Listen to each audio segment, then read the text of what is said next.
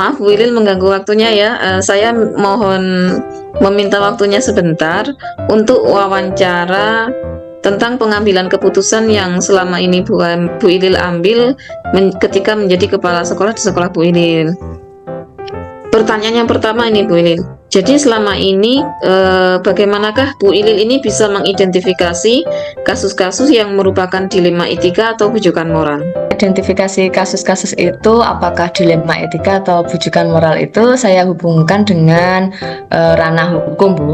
Jadi jika menyangkut moral atau hukum berarti itu bujukan moral.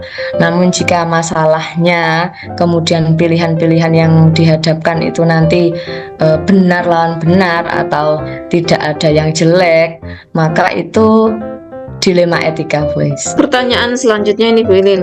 Selama ini bagaimana Bu Ilil menjalankan pengambilan keputusan di sekolah, terutama di mana ada dua kepentingan yang sama-sama benar atau sama-sama mengandung nilai kebajikan?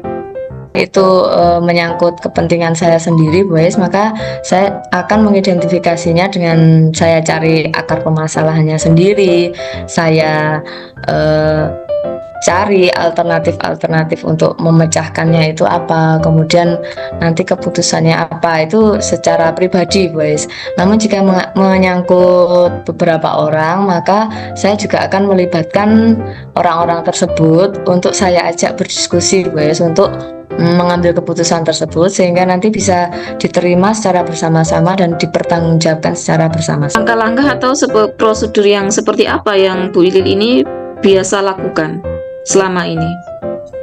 Iya, saya mengidentifikasi dulu, guys, itu ya apakah masalahnya itu melibatkan individu saja atau melibatkan kelompok. Yang pertama itu, kemudian saya cari akar permasalahannya, saya kumpulkan informasi atau fakta-fakta yang ada, itu nanti untuk bahan pertimbangan saya mengambil keputusan, guys.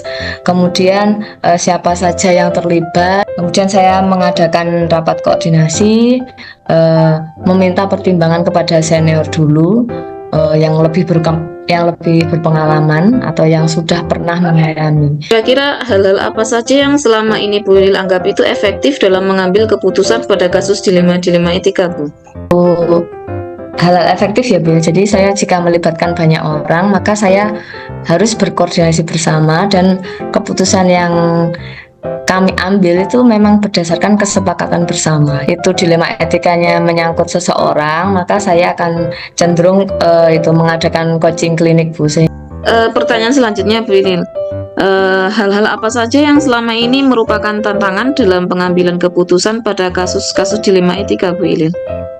Iya, tantangan-tantangan selama ini, Bu, saat saya akan mengambil keputusan itu, kadang itu kalau melibatkan masyarakat itu ada budaya masyarakat atau kepercayaan tertentu itu yang memang dipegang teguh, sehingga saya kadang itu harus menyesuaikan dengan budaya yang ada pada masyarakat yang berlaku. Kedua tentang perasaan, guys. Jadi hati nurani itu kadang tidak enakan, itu juga tantangan berat, Bu.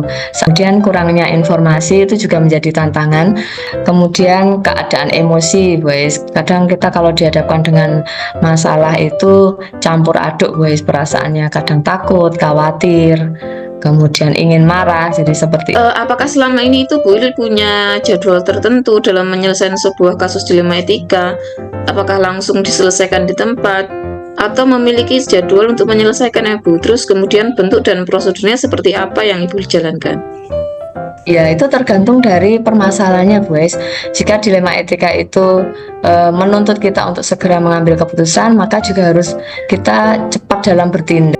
Untuk jadwal tidak ada, guys. Jadi misal ada guru atau siswa yang meminta jadwal, baru saya adakan jadwal sesuai dengan longgarnya saya dan kesepakatan bersama gitu, Bu. Dan bentuk atau prosedurnya yang saya jalankan, tatkala ada masalah itu ya saya mengidentifikasi terlebih dahulu, Bu, mencari akar permasalahannya, mengumpulkan fakta-fakta atau informasi yang berkaitan dengan masalah itu. Kemudian saya meminta pendapat atau rapat koordinasi untuk memecahkan secara bersama-sama sampai diambil sebuah kesepakatan. Seperti itu, Bu, prosedurnya. Dari semua hal yang telah Ibu sampaikan tadi, kira-kira pembelajaran apa yang dapat Ibu ambil dari pengalamannya ketika mengambil keputusan dilema etika, Bu? Saya dapatkan yaitu saya semakin bisa mantap untuk mengambil keputusan karena setiap permasalahan itu kadang hal-hal yang baru, guys. Nah, di situ melatih saya untuk berpegang teguh pada prinsip. Kemudian saya harus lebih raket lagi dengan warga sekolah. Saya juga membutuhkan kolaborasi dengan atasan saya atau K3S itu, Bu, untuk mengambil keputusan. Nah, Terima kasih Bu Lil atas waktunya. Itu tadi sudah saya tanyakan semua tentang apa yang ingin saya ketahui dari proses pengambilan keputusan dilema etika yang Ibu ambil.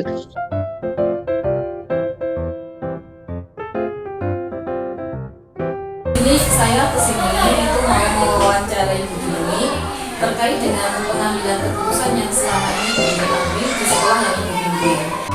Selama ini bagaimanakah Ibu ini dapat mengidentifikasi kasus-kasus yang merupakan dilema etika atau dilema? Cara saya untuk mengidentifikasi kasus ini itu antara dilema etika dan rujukan moral dengan menganalisis kasus tersebut mengandung pelanggaran hukum atau tidak. Jika yang melanggar hukum itu termasuk tadi yang rujukan moral, jika yang tidak melanggar hukum itu dilema etika.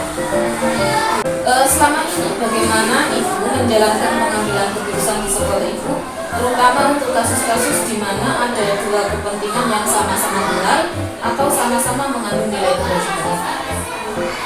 Contoh ya Bu, itu contoh dari siswa saya kasusnya. Jika anak itu terlambat, saya tanya, kenapa terlambat? Karena orang tua saya di rumah masih repot dan bisa mengantar saya. Jadi kan saya juga nggak bisa menghukum anaknya bagaimana itu benar atau tidak. Nah, dalam waktu tersebut saya memilih keputusan bahwa anak itu tidak saya kasih hukuman, tetapi saya kasih pengarahan dan juga penguatan, tidak memberi hukuman, tapi saya kasih penguatan dan arahan. Masuk ke rasa kasihan saya terhadap anaknya, karena ya orang tuanya pun belum bisa menangani. Ibu mengambil keputusan itu apakah bagaimana langkah-langkah atau prosedurnya? Saya mengambil itu dengan menganalisis masalahnya, terus mengambil fakta-faktanya, kemudian musyawarah sama bapak ibu, kita mengambil keputusan bersama. Hal-hal apa yang Ibu anggap efektif dalam pengambilan keputusan pada kasus dilema etika? Tetap yang pertama musyawarah sama bapak ibu dulu.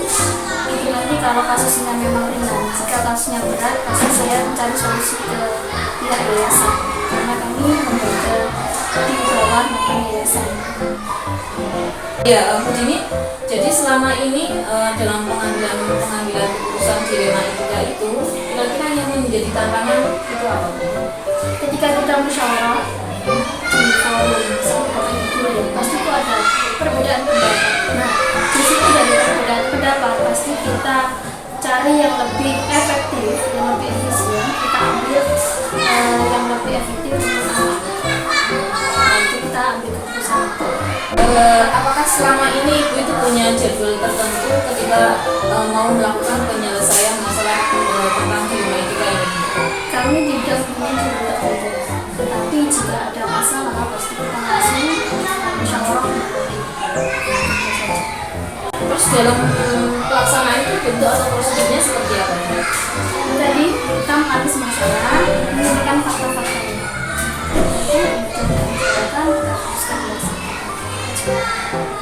Dari keputusan dilema etika itu, apakah ada seseorang atau faktor-faktor yang mempermudah atau membantu Ibu dalam mengambil keputusan? Pasti.